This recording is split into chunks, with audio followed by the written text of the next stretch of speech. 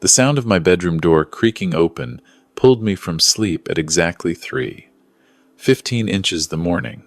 Not a knock, not my wife calling my name, just that slow, careful push of wood against carpet, the kind someone makes when they're trying not to wake you up. Except I was already awake. I'd been awake for 2 hours, sitting up in bed in the darkness, waiting. My heart was steady. My hands weren't shaking. At 67 years old, after 43 years of solving engineering problems that could kill people if I got them wrong, I knew how to stay calm under pressure. The hallway light spilled into my room, and I saw two silhouettes, then a third. My son's voice came first, that fake cheerful tone he'd been using on me for weeks. "Dad, sorry to wake you, but this is important. We need you to sign something. It can't wait until morning." Behind him, I heard my daughter-in-law, Vanessa, whisper, urgently, "Just get him to sign it. The notary's charging us double for the middle-of-the-night call." A notary. They'd brought a notary to my bedroom at 3:15 inches the morning. My own son, Tyler, the boy I'd put through engineering school. The kid who used to help me draft blueprints at the kitchen table. The man who was now trying to rob me blind. But they weren't looking at the bed. They were looking at the closet door, which had just swung open. My lawyer, Patricia Chen, stepped out with her phone held up, the recording light clearly visible. "Good morning, Tyler," she said calmly. "Or should I say good night?" Breaking into someone's bedroom, attempting to procure signatures under duress. Fraud. All on video, time-stamped, and already uploaded to secure cloud storage. The notary, a nervous-looking woman in her 50s, backed toward the door so fast she nearly tripped. Tyler's face went white. Vanessa made a sound like she'd been punched, and I just sat there in my bed, in my own house in North Vancouver, looking at my son and wondering where exactly I'd gone wrong. "You set us up," Tyler said, his voice shaking. "You knew we were coming." "Of course I knew," I replied. "I've known everything for 4 months now. Every forged signature, every fake power of attorney, every property you've tried to transfer out of my name, every single lie. My name is Robert Henderson. I was born in Calgary in 1957, when Alberta was still more ranching country than oil boom. My father was a welder. My mother was a nurse. We didn't have money, but we had standards. We had a work ethic, and we had the understanding that you earned your place in the world. Nobody gave you anything. I left home at 19 with $800 saved from working construction summers and a scholarship to the University of Alberta. I wanted to be an engineer, specifically a structural engineer. I wanted to design buildings that wouldn't fall down, bridges that wouldn't collapse, systems that would keep people safe. It seemed important. It seemed like honest work. I graduated in 1980, right when the oil industry was booming. Every engineering firm in Calgary was hiring. I could have made good money designing rigs and refineries. Instead, I moved to Vancouver and took a job with a small firm doing municipal infrastructure. Sewers, water treatment, road systems. The unglamorous work that keeps cities functioning. I worked 70-hour weeks. I did the calculations that nobody else wanted to do. I caught the mistakes that could have cost lives. By the time I was 30, I was a senior engineer. By 35, I was a partner. By 40, I'd bought out the other partners and renamed the firm Henderson Engineering Solutions. We specialized in retrofitting. Vancouver's sitting on a subduction zone, earthquake country, and hundreds of buildings built before modern codes were death traps waiting to happen. Schools, hospitals, apartment buildings. My firm would assess them, design the reinforcements, oversee the work. It wasn't sexy. It wasn't glamorous. But it mattered. Over 30 years, we retrofitted 273 buildings. When the big earthquake comes, and it will come, thousands of people will survive because of the work my team did. That matters more to me than money, though the money wasn't bad. By the time I sold the company 2 years ago, at 65, I walked away with $3.2 million, plus the properties I'd accumulated over the years. 4 rental buildings in East Vancouver, a commercial space in New Westminster, and the house in North Vancouver where I'd lived for 40 years. I married Susan when I was 29. She was a teacher, smart and steady, The kind of woman who could organize anything. She gave me Tyler, our only child. For 36 years, Susan was my partner in everything. The business growth, the property investments, the careful planning. Then 3 years ago, the stroke came. Massive and sudden. She was gone before the ambulance arrived. When Susan died, something shifted in our family. Or maybe it just revealed what was always there. Tyler had always been entitled. I can admit that now. We gave him everything. Private school, university paid for, a down payment on his first condo. I thought I was giving him opportunities. What I was actually doing was teaching him that things came easy. He married Vanessa Brooks when he was 34. She worked in real estate, one of those aggressive agents always talking about investment properties and market timing. I never liked her. There was something cold in the way she looked at our house, our properties, like she was already calculating their value. But Susan had liked her, or at least accepted her, and I went along. After Susan died, Tyler started asking questions. Constant questions about my assets, my plans, my health. Dad, have you updated your will? Dad, what's your estate plan? Dad, you should think about putting some properties in my name now, for tax purposes. At first, I thought he was concerned. He's thinking about inheritance, I told myself. That's natural, but the questions became pressure. Tyler and Vanessa would come for dinner and spend the whole evening talking about how I needed to simplify my holdings, how I should streamline my assets, how I should give Tyler power of attorney just in case something happens. Just in case of what? I was 67, not 97. I still worked as a consultant, reviewing designs for other firms. I played hockey twice a week in an old-timers league. I could calculate beam loads and stress factors in my head faster than Tyler could do them on a computer. There was nothing wrong with me, but they kept pushing. They brought me documents to sign, changes to property titles, new bank account authorizations, revisions to beneficiaries, all written in that legal language designed to confuse. Vanessa would explain with that bright realtor smile, "It's just standard estate planning, Robert. Protection for the family. Making sure everything's in order." Something told me not to sign. The same instinct that made me double-check calculations, that made me question assumptions, that had kept buildings standing for 3 decades. So I did what I always did when something felt wrong. I investigated. I hired a forensic accountant, a guy named David Park, who specialized in finding financial fraud. I gave him access to everything. My personal accounts, property records, all of it. "Find anything that doesn't look right," I told him. And I hired a private investigator, former RCMP, named Sarah Mackenzie. "Follow my son and his wife," I said. "See what they're really up to." What they found broke something in me, not financially, emotionally. David discovered that over the past 18 months, Tyler had been systematically using forged documents to access my assets. He'd created a numbered company in Alberta, 284739, 2 Alberta Limited, and had been slowly transferring properties into it. My rental building on Commercial Drive, worth $700,000. My commercial space in New West, worth $450,000. Even some of my investment accounts, nearly $500,000, all moved into this shell company where Tyler and Vanessa were the only directors. But that wasn't the worst part. Sarah discovered the plan.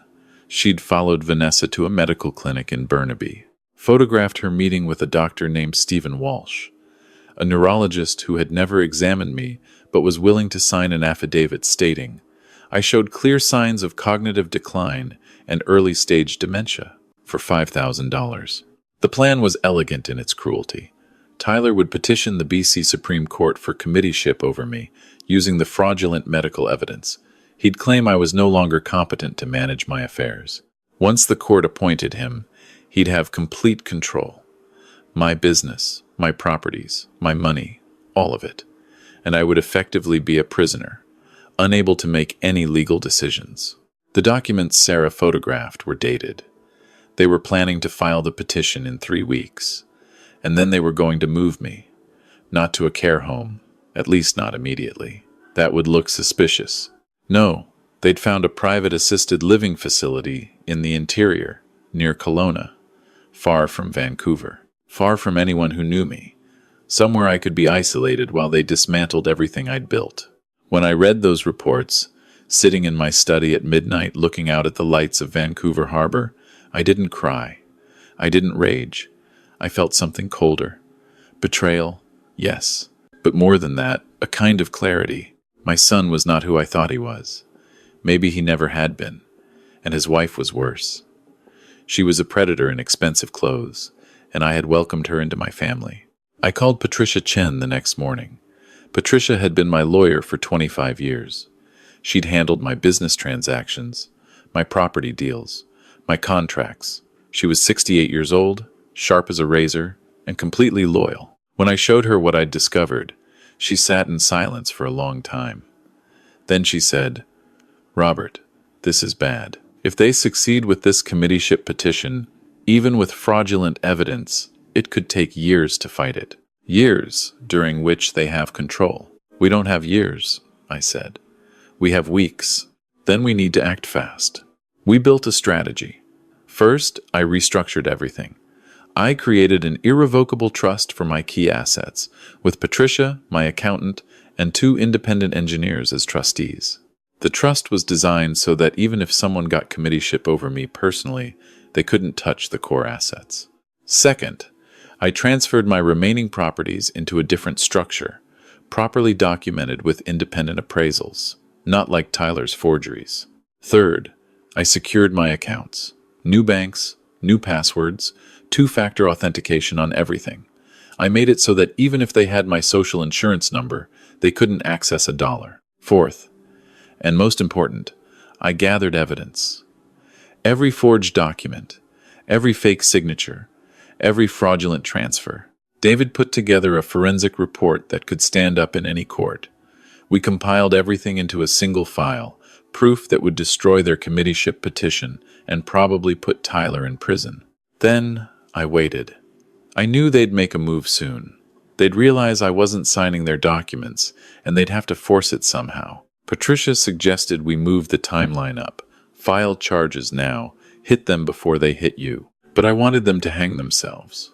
I wanted them caught in the act. So when Patricia suggested staying over for a few nights, just in case they try something, I agreed. She took the guest room down the hall, and I had a security company install cameras. Small ones, hidden ones, in every room, all recording to encrypted cloud storage that Tyler couldn't access or erase. I went about my business. I played hockey. I reviewed engineering drawings for consulting clients. Tyler called every few days, voice dripping with fake concern. "Dad, you sound tired. Are you sleeping okay? Are you remembering to take your medication?"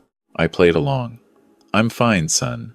Just busy with a retrofit review for a hospital in Surrey. You and Vanessa should come for dinner soon." "We'd love to, Dad.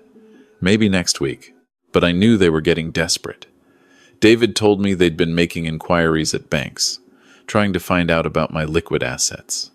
The neurologist, Dr. Walsh, had submitted his fraudulent report. Everything was in place for their court filing.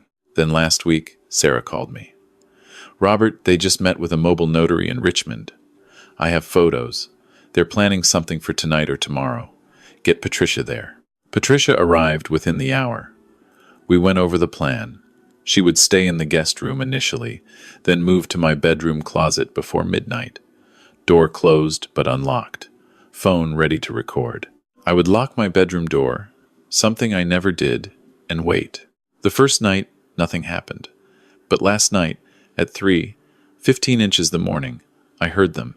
The careful turn of my bedroom door handle. Tyler had a key to the house, something I'd given him years ago for emergencies. Now, he was using it to rob me. The whispered conversation in the hallway. Tyler's voice. "He's definitely asleep. I checked an hour ago." Vanessa's response. "Just get him to sign it. Tell him it's about Mom's estate or something." The door opened. The hallway light. The 3 of them entering my bedroom. And then Patricia stepping out of the closet with her phone raised, that red recording light cutting through the darkness like judgment. The notary fled. Vanessa started crying immediately. The fake tears she probably practiced in front of a mirror. Tyler stood frozen, holding a leather folder that I knew contained fraudulent documents claiming I was incompetent, claiming I wanted him to have power of attorney, claiming I understood what I was signing. "What's in the folder, son?" I asked calmly. "Documents," he said, his voice shaking. "Documents that need your signature to protect your assets." "Protect my assets from what? From you? From the $1.6 million you've already stolen? From the fake medical report saying I have dementia? From your plan to lock me away in Kelowna while you sell everything I've built?" "Dad, this isn't what it looks like," Tyler started. "Really?" Patricia said. "Because, from where I'm standing, it looks like breaking and entering, fraud, forgery, theft over 5,000, and conspiracy, all of which are criminal code offenses." "We weren't breaking in," Vanessa said, finding her voice. "We have a key. We're family. You used that key to enter at 3:15 inches the morning with a notary to coerce signatures," I replied. "That's breaking and entering. And family doesn't steal from each other." Tyler's face changed. The mask dropped. "No more concern, son. Just anger. You think you're so smart? You think you've won? We were trying to help you. You're 67 years old, Dad. You're not going to live forever. We were just accelerating the inevitable." "The inevitable," I repeated. "So you decided to steal my assets before I died because you couldn't wait for me to actually die?" "That's not what I meant." "That's exactly what you meant, Tyler. You looked at me and saw a bank account. You looked at your inheritance and decided you wanted it now. And when I wouldn't give it to you voluntarily, you decided to take it by fraud." I stood up from my bed, my legs steady, my mind clear. "I'm 67 years old. I still work as a consulting engineer. I play hockey twice a week. I remember every building I ever worked on, every calculation, every detail. There's nothing wrong with me, except having a son who thinks he can rob me while I sleep." Vanessa took a step forward. "Robert, listen. We can fix this. We can work something out. We can reach an agreement." "No," Patricia said firmly. "We're way past agreements. Mr. Henderson has evidence of systematic fraud, forgery, and theft. He has you on camera attempting to procure signatures under duress. He has the fraudulent medical affidavit. He has records of every property transfer, every forged signature. This is going to the Crown Prosecutor tomorrow morning." "You can't," Tyler said, and now there were real tears. "Dad, please. If you do this, I'll lose everything. I could lose my engineering license. We could go to prison. Please, don't do this." "Then you shouldn't have done it," I said, and I felt my own heart breaking as I said those words. But I said them anyway. Because this wasn't just about money or property. This was about something Susan used to tell me mattered more than anything else. Integrity, self-respect, the ability to look at yourself in the mirror and recognize who you are. Tyler and Vanessa left my house at 3:45 inches the morning. Tyler was crying. Vanessa was making threats she couldn't back up.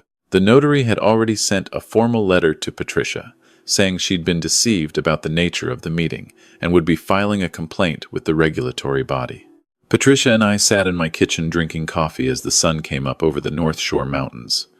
"Are you okay?" she asked me. "No," I replied honestly. "I feel like I've lost my son." "You lost him a long time ago, Robert. Or maybe he was never really the person you thought he was. This just made it visible." The next morning, we went to the Vancouver Police Department. Patricia had already contacted the fraud division. They took one look at our evidence and opened an investigation immediately. By noon, the story had leaked. Local news picked it up. Engineering consultant's son, accused of million-dollar elder fraud. My phone wouldn't stop ringing. Former colleagues calling. Friends shocked. Other engineers asking if I was okay. I released a statement through Patricia. "Robert Henderson has discovered fraudulent activities affecting his personal assets. He is cooperating fully with law enforcement. His consulting work is unaffected. Mr. Henderson remains mentally acute and in full command of his faculties, despite attempts by certain parties to suggest otherwise." Short, professional, devastating. Within 3 days, Tyler's employer, a mid-sized engineering firm in Richmond, placed him on administrative leave. Engineers and geoscientists BC opened an ethics investigation. Dr. Stephen Walsh suddenly claimed he'd never signed any affidavit that his signature must have been forged.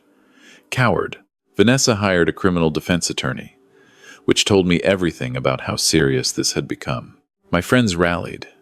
My hockey team dedicated a game to me. Former clients reached out offering support, but none of that filled the hole where my son used to be. 2 weeks later, Tyler called me. We hadn't spoken since that night in my bedroom. "Dad," his voice was small. "Can we talk?" "I'm listening." "Vanessa's lawyer said you wanted to speak with me directly. I wanted to hear from you what actually happened, how this started, why you did it." He was quiet for a long time. Then he started talking, and what he said was somehow worse than I'd imagined. "It started after Mom died," he said.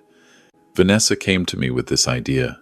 She said you were getting older. She said it would be smart to start moving assets into our names, for tax purposes, for protection. She made it sound responsible, like we were helping you. When did you realize it wasn't helping me?" "When I started forging your signatures. I knew it was wrong, but Vanessa said you'd never notice, that you'd probably forgotten you even owned some of those properties. She said you'd sign them over eventually anyway, so we were just saving time. And the committeeship plan, the fake dementia diagnosis. That was all Vanessa. She said we needed protection, that if you found out what we'd done, you'd sue us, take everything back. She said if you were declared incompetent first, we'd be safe. Everything we'd transferred would be legitimate because you weren't capable of managing it yourself. And you went along with this." I was weak, Dad. I let her manipulate me. She kept talking about how we deserved it, how we'd sacrificed so much, how you were going to leave it all to us anyway. I convinced myself it was okay, that it didn't really hurt you because you'd never know. Except I did know, and it does hurt me, Tyler. Not the money, the betrayal, the fact that my own son looked at me and saw a target. I'm sorry, Dad. I'm so sorry. I've lost everything. My job's probably gone. My marriage is over. Vanessa's blaming me for everything, and I've lost you. I destroyed our family for money I didn't even need. I believed him, not because I'm naive, but because I heard genuine remorse, the kind that comes when you've lost everything and finally see what you had. Tyler, I said, if you testify truthfully about what happened, if you return everything you took, if you cooperate fully with the police, I will ask the Crown to consider a lighter sentence for you. Really? You'd do that? But there's a condition. You divorce Vanessa. You cut all contact with her. And you understand something. I'm not doing this because I forgive you. I'm doing it because your mother would want me to give you a chance to rebuild your life the right way. And because maybe, eventually, there might be a path back to something between us. But that has to be earned. You broke something that can't just be fixed with an apology. I understand, Dad. Thank you. I'll do it. I'll testify. I'll give everything back. One more thing, Tyler. You're going to get help. Real help. A therapist. Someone who can help you understand how you let this happen. I will. I promise. The deal went through, Tyler testified. Vanessa Brooks was convicted of fraud, forgery, and counseling to commit fraud. She got 4 years in federal prison, lost her real estate license permanently, lost access to everything she'd stolen, plus additional penalties and fines. Tyler pleaded guilty to fraud under $5,000 for his role, got 2 years probation, 300 hours of community service, and a suspension of his engineering license for 5 years. He had to repay everything, attend counseling, and have no contact with Vanessa. The judge, a woman named Justice Margaret Wong, addressed him directly. Mr. Henderson, you betrayed your father's trust in the worst possible way. You exploited his grief, his age, and his love for you. The only reason you're not going to prison is because your father, showing more grace than you deserve, has asked me to consider rehabilitation over punishment.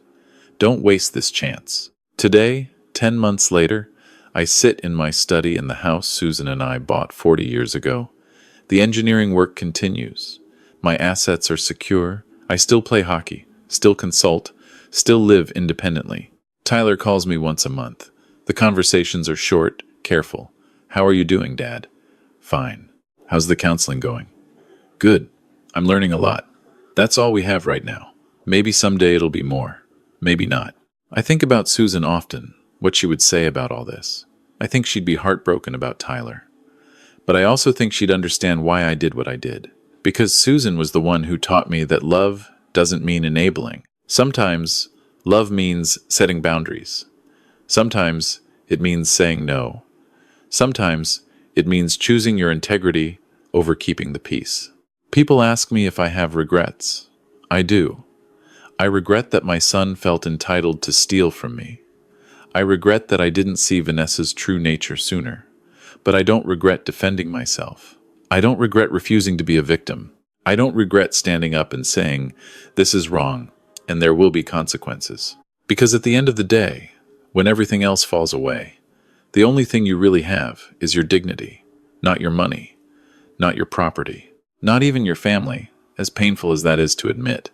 It's your ability to look at yourself in the mirror and recognize the person staring back. And I can still do that. At 67 years old, after everything that happened, I can still look in that mirror and see Robert Henderson, the welder's son who became an engineer, the man who made buildings safe, the husband who loved his wife faithfully for 36 years, the father who tried his best, even when it wasn't enough, the man who refused to be robbed, even by his own son. That's who I am. That's who I'll always be, and nobody can take that away from me because I didn't let them. I fought back. I protected what was mine. Not just the money and the properties, but something more important, my self-respect, my autonomy, my right to make my own decisions about my own life. So to anyone out there facing something similar, anyone who feels like their family is trying to take advantage of them, anyone being told they're too old, too confused, too weak to fight back, I want you to hear this. You are not too old. You are not confused. You are not weak. You built your life. You earned what you have. And you have every right to protect it. Don't let anyone tell you that family loyalty means letting them steal from you. Don't let anyone convince you that love means surrendering your dignity. Fight. Stand up. Defend yourself. Because in the end, that's the only thing that matters. Not the money, not the property, not even the relationships. What matters is knowing you stood up for yourself when it counted, that you refused to be a victim, that you chose integrity over peace. That's the legacy that really matters. That's what I'm leaving behind. And nobody, not Tyler, not Vanessa, not anyone, can take that away from me because I never gave them permission to try. I stayed who I was, an engineer, a man who solves problems, a man who builds things that last, including my own self-respect. And that, more than anything else, is what keeps me going, knowing that when they came for me at 3:15 inches the morning, I was ready, I was prepared, I was awake, and I refused to sign.